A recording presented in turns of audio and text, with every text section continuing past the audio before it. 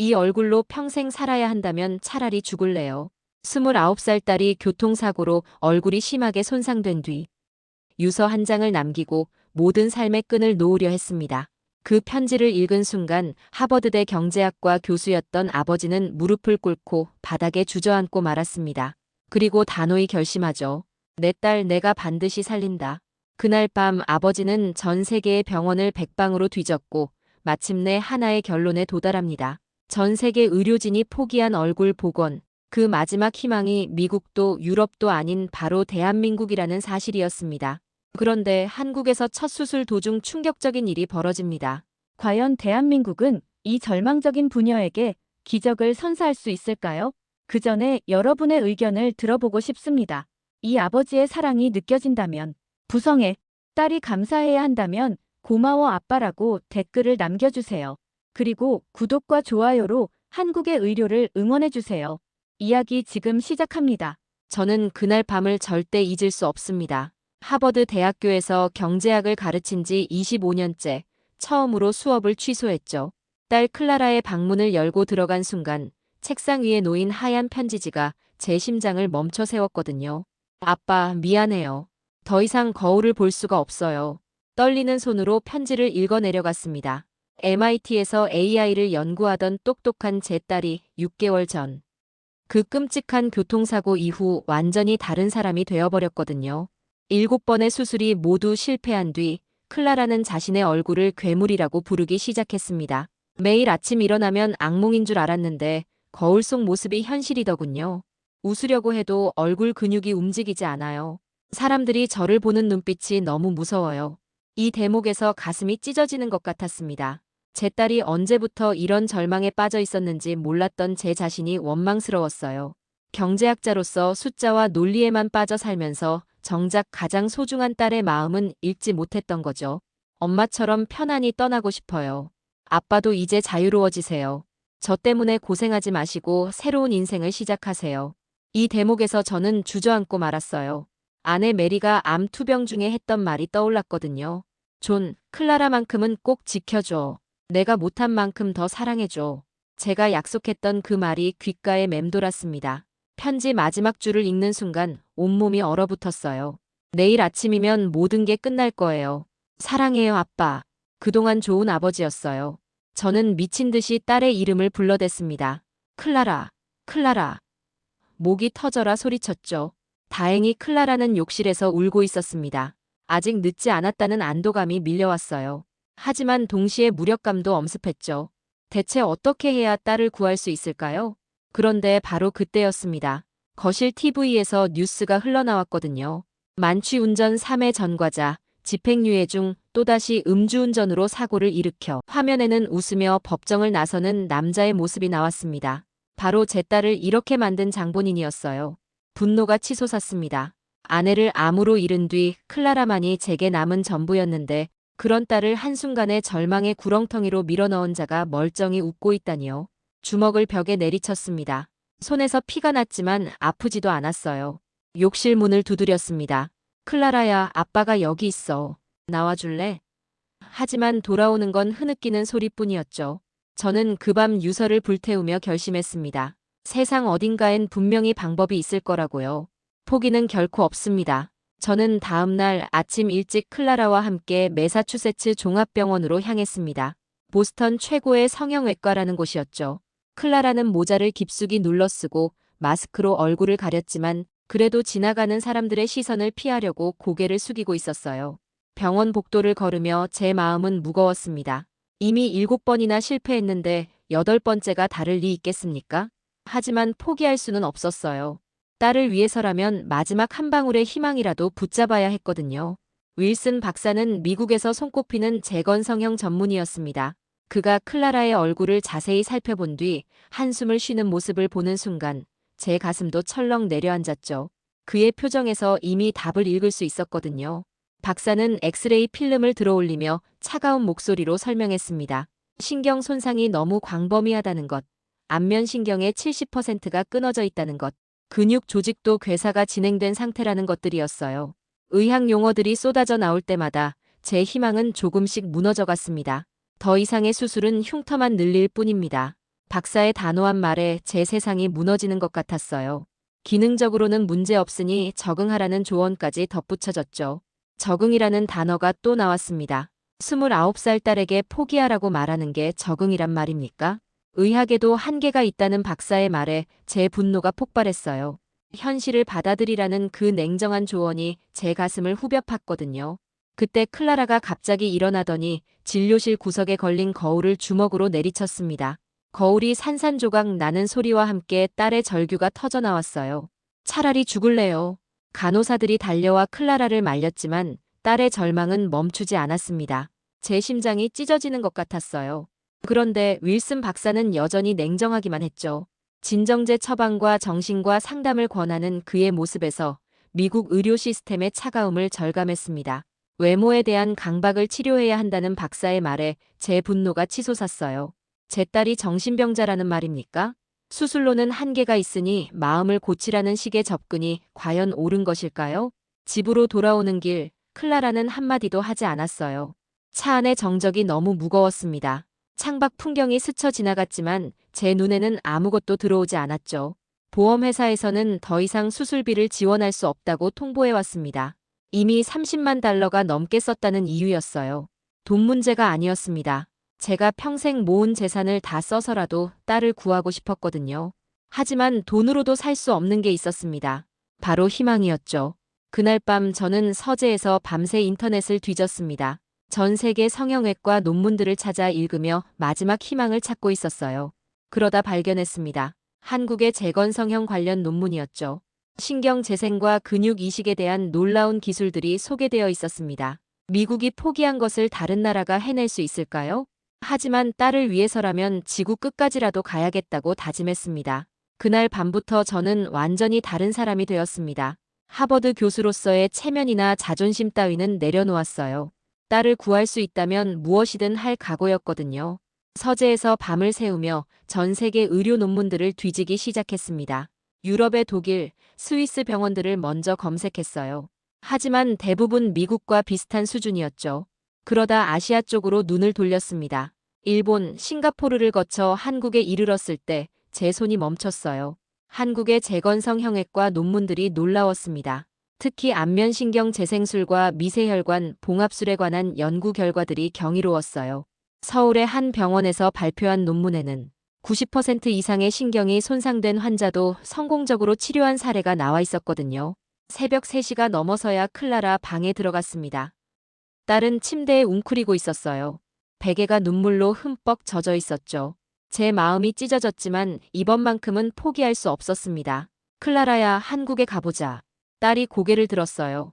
붓고 빨간 눈으로 저를 바라보더니 고개를 저었습니다. 또 다른 실망을 겪고 싶지 않다는 표정이었죠.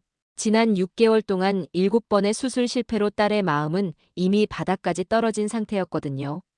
저는 노트북을 들고 가서 한국 논문들을 보여줬습니다. 영어로 번역된 수술 사례들, 전후 사진들이 화면에 가득했어요. 클라라의 눈빛이 조금씩 변하는 게 보였습니다. 미세한 희망의 불씨가 다시 타오르는 것 같았어요. 아빠, 정말 가능할까요? 딸의 떨리는 목소리에 제 가슴이 뭉클했습니다. 그 작은 물음표 하나에 얼마나 많은 간절함이 담겨 있는지 알 수 있었거든요. 하지만 동시에 두려움도 읽혔어요. 또 다른 실패를 견딜 자신이 없다는 공포 말입니다. 저는 딸의 손을 잡았습니다. 차갑고 떨리는 손이었어요. 엄마 메리가 세상을 떠나기 전 제게 했던 마지막 부탁이 떠올랐습니다. 클라라만큼은 꼭 지켜달라던 그 간절한 목소리가 귓가에 맴돌았죠. 한 번만 더 해보자. 이번이 정말 마지막이야. 클라라가 오랫동안 고민하더니 작게 고개를 끄덕였어요. 그 순간 제 눈에서 눈물이 흘러내렸습니다. 딸도 함께 울었죠. 6개월 만에 처음으로 함께 흘린 희망의 눈물이었어요. 다음 날 아침 저는 곧바로 한국행 준비를 시작했습니다. 여권 확인, 비자 신청, 병원 예약까지 일사천리로 진행했어요. 동료 교수들은 제 결정을 이해하지 못했습니다. 왜 하필 한국이냐고 묻더군요. 하지만 저는 확신했습니다. 논문에서 본 그 놀라운 기술들, 그 정교한 수술법들이 제 딸을 구해줄 수 있을 거라고 말이에요. 미국이 포기한 것을 한국이 해낼 수 있다고 믿었습니다. 비행기표를 예약하며 중얼거렸어요. 이게 정말 마지막 기회라고, 이번엔 반드시 성공해야 한다고 말입니다. 클라라의 미래가, 제 남은 인생이 모두 이 선택에 달려 있었거든요. 한국이라는 낯선 땅이 저희 부녀에게 새로운 희망을 선사해 줄 수 있을까요? 제 간절한 마음만으로도 충분할까요? 인천국제공항에 도착한 순간 저는 숨을 멈췄습니다. 14시간의 긴 비행 끝에 마주한 한국의 첫인상이 예상과 완전히 달랐거든요.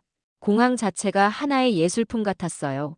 깔끔하고 현대적인 디자인, 체계적으로 움직이는 시스템들이 한눈에 들어왔습니다. 클라라는 여전히 모자를 깊숙이 눌러쓰고 마스크를 하고 있었어요. 하지만 창밖으로 보이는 풍경을 신기한 듯 바라보더군요.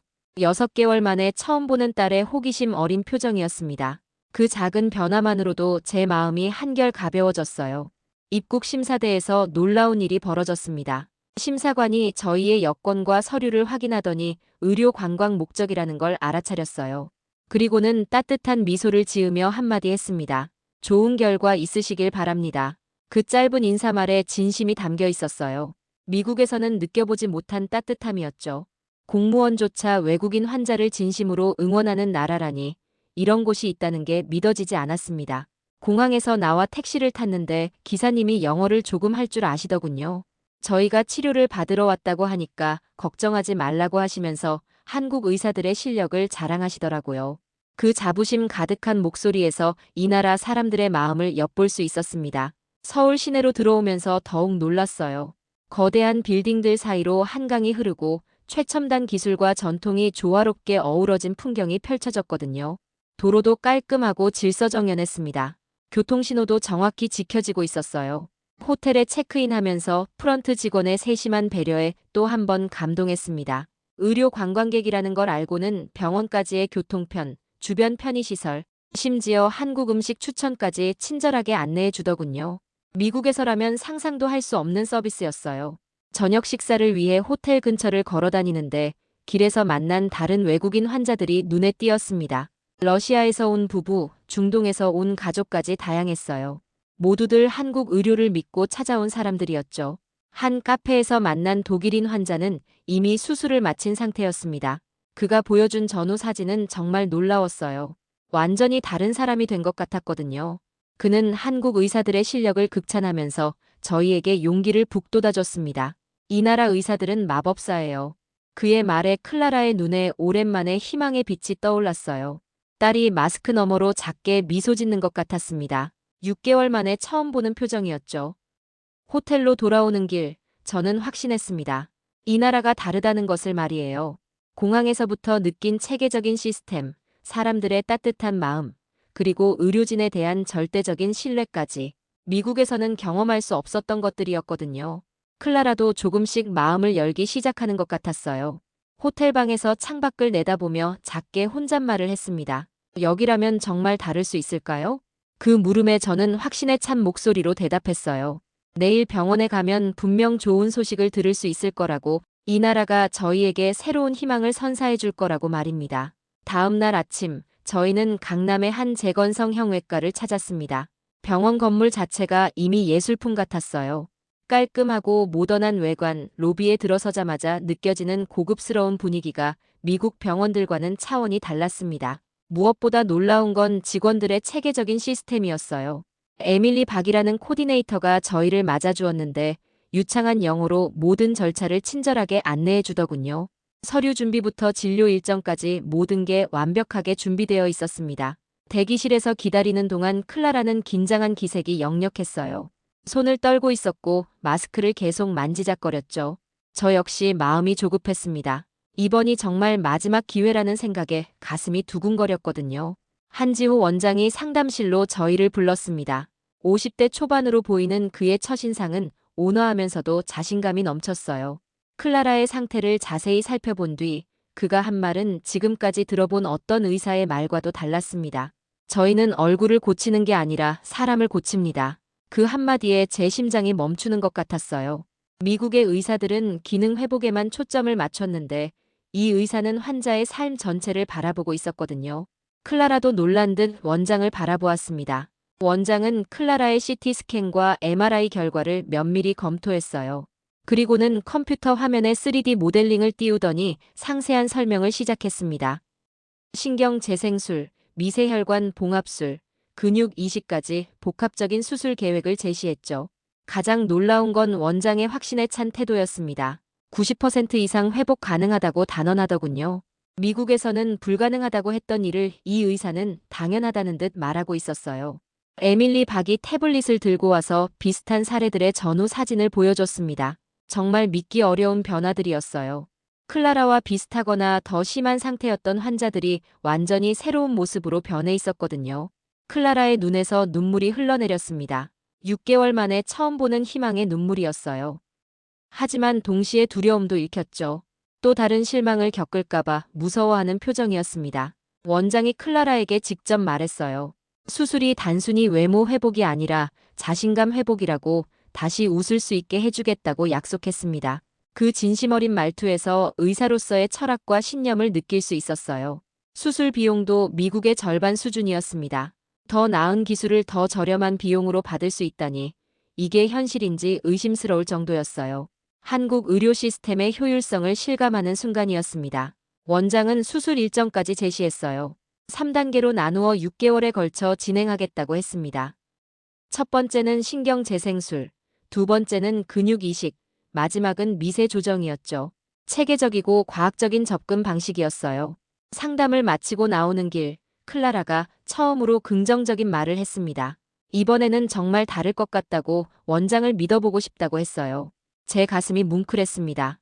에밀리 박이 수술 동의서와 일정표를 정리해주면서 마지막으로 한 말이 인상 깊었어요. 한국에서는 환자가 단순한 치료 대상이 아니라 가족이라고, 끝까지 책임지고 돌봐주겠다고 약속했거든요.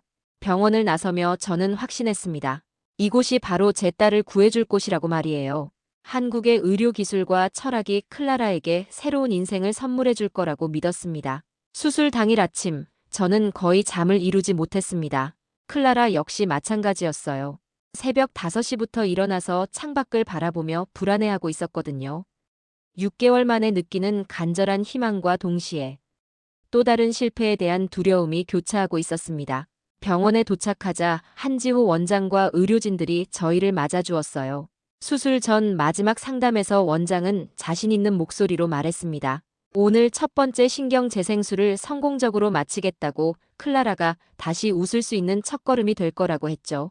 수술실로 들어가기 전 클라라가 제 손을 꽉 잡았어요. 차갑고 떨리는 손이었습니다. 저는 딸의 이마에 키스하며 괜찮다고 속삭였어요. 한국까지 와서 최고의 의료진을 만났으니 분명 좋은 결과가 있을 거라고 다독여줬습니다. 마취가 시작되고 클라라가 의식을 잃자 저는 수술실 밖 대기실에서 기다리기 시작했어요. 6시간 예정이라던 수술이었습니다. 시계 바늘이 한 칸씩 움직일 때마다 제 심장도 함께 뛰었어요.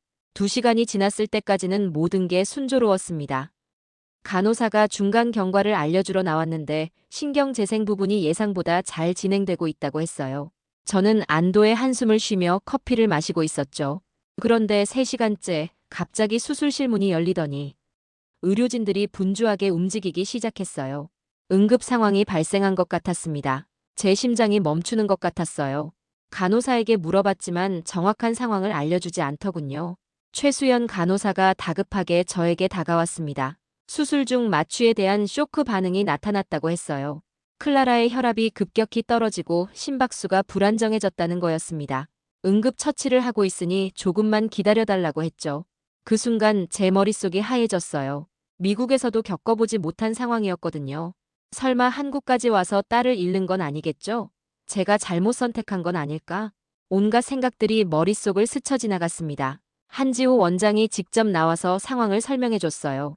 마취 쇼크는 드물지만 발생할 수 있는 합병증이라고, 지금 최선을 다해 안정화시키고 있다고 했습니다. 원장의 침착한 목소리에서 전문성을 느낄 수 있었지만 그래도 불안함을 떨칠 수 없었어요. 1시간이 더 지나자 중환자실로 클라라가 이송됐습니다. 의식은 잃은 상태였지만 생체 징후는 안정되었다고 했어요. 수술 자체는 70% 정도 완료된 상태라고 했습니다. 나머지는 클라라가 회복되면 다시 진행하겠다고 했죠. 중환자실에서 딸의 모습을 본 순간 눈물이 터져 나왔습니다. 온갖 기계들에 둘러싸인 클라라가 너무 작고 연약해 보였거든요. 최수연 간호사가 옆에서 계속 모니터를 확인하며 세심하게 돌봐주고 있었어요. 그날 밤 저는 중환자실 옆 의자에서 밤을 새웠습니다. 간호사들이 번갈아가며 클라라를 돌봐주더군요. 한국 의료진들의 헌신적인 모습에 감동했어요. 환자를 정말 가족처럼 돌보고 있었거든요. 새벽 4시쯤 클라라가 눈을 떴습니다. 희미하게 제 이름을 부르는 소리가 들렸어요. 그 순간 제 세상이 다시 밝아지는 것 같았습니다. 간호사가 달려와서 상태를 확인하더니 안정적이라고 말해줬어요. 아빠. 클라라의 작은 목소리에 저는 눈물을 참을 수 없었습니다. 위기는 넘겼지만 아직 갈 길이 멀었어요. 하지만 한국 의료진들을 보며 확신했습니다. 이들이라면 끝까지 제 딸을 지켜줄 거라고 말이에요. 클라라가 중환자실에서 일반 병실로 옮긴 지 일주일이 지났습니다. 첫 번째 수술이 예상보다 복잡했지만 신경재생 부분은 성공적으로 완료됐다고 했어요. 하지만 딸의 마음 회복이 더 중요한 과제였습니다. 윤다의 교수가 처음 병실을 찾았을 때 클라라는 거부 반응을 보였어요. 정신과 의사라는 말에 자신이 정신병자 취급받는다고 생각했거든요. 하지만 윤 교수는 전혀 다른 접근을 했습니다. 마음의 상처도 몸의 상처만큼 치료가 필요하다고 부드럽게 설명했죠. 첫 상담에서 윤 교수는 클라라에게 거울을 보라고 강요하지 않았어요. 대신 클라라가 좋아했던 일들, 꿈꿔왔던 미래에 대해 이야기했습니다. MIT에서의 AI 연구, 미래 기술에 대한 비전 같은 것들 말이에요. 당신의 가치는 외모가 아니라 이 안에 있어요. 윤 교수가 클라라의 가슴을 가리키며 한 말이었습니다. 그 순간 딸의 눈에서 뭔가 변화하는 걸 느꼈어요. 6개월 동안 외모에만 매몰되어 있던 클라라가 자신의 내면을 다시 돌아보기 시작한 것 같았거든요. 2주째부터는 수원 외출 프로그램이 시작됐습니다. 한국 전통 문화를 체험하면서 심리적 안정을 찾는 치료법이라고 했어요. 처음에는 마스크와 모자로 완전히 얼굴을 가리고 나갔지만 점차 마음이 열리기 시작했습니다. 수원 화성을 걸으며 클라라가 처음으로 감탄사를 내뱉었어요. 몇백 년 된 성벽의 웅장함에 감동한 것 같았습니다. 가이드가 한국의 역사와 문화를 설명할 때 딸의 눈빛이 살아나는 게 보였어요. 한국 전통 찻집에서 차를 마시는데 옆 테이블 할머니가 클라라에게 말을 걸어오셨어요. 외국에서 온 손님이라며 따뜻하게 맞아주시더군요. 클라라가 한국어로 감사하다고 인사하자 할머니가 무척 기뻐하시면서 클라라의 손을 잡아주셨습니다. 그 순간 놀라운 일이 벌어졌어요. 클라라가 마스크를 살짝 내리더니 할머니께 미소를 지어 보인 거예요. 비록 한쪽 얼굴은 아직 회복되지 않았지만 그 미소에는 진심이 담겨 있었습니다. 6개월 만에 보는 딸의 진짜 웃음이었어요. 할머니는 클라라의 얼굴을 보고도 전혀 놀라지 않으셨어요. 오히려 더 따뜻하게 대해주시면서 예쁘다고 말씀해 주셨죠. 한국 사람들의 따뜻한 마음을 직접 경험하는 순간이었습니다. 병원으로 돌아오는 길, 클라라가 조용히 말했어요. 오늘 자신이 진짜로 웃었다고 마음에서 우러나오는 웃음이었다고 했습니다. 그 말을 들은 순간 제 가슴이 뭉클했어요. 윤 교수와의 세 번째 상담에서 클라라는 큰 변화를 보였습니다. 거울을 보는 것에 대한 두려움이 많이 줄어들었다고 했어요. 물론 아직 완전히 받아들이지는 못하지만 자신을 미워하지는 않게 됐다고 했습니다. 저도 가치 있는 사람이죠? 클라라가 윤 교수에게 물어본 날이었어요. 그 질문에 윤 교수는 확신에 찬 목소리로 대답했습니다. 물론이라고. 클라라는 세상에 단 하나뿐인 소중한 존재라고 했죠. 그날 밤 클라라가 제게 말했습니다. 한국에 와서 처음으로 희망을 느끼고 있다고 했어요.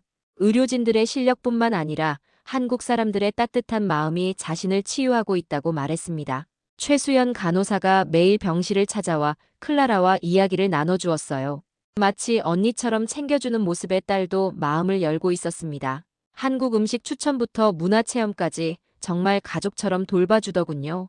두 번째 수술을 앞두고 클라라는 더 이상 두려워하지 않았어요. 오히려 기대감을 보였습니다. 완전히 회복되어 다시 예전처럼 활발하게 살고 싶다고 했거든요.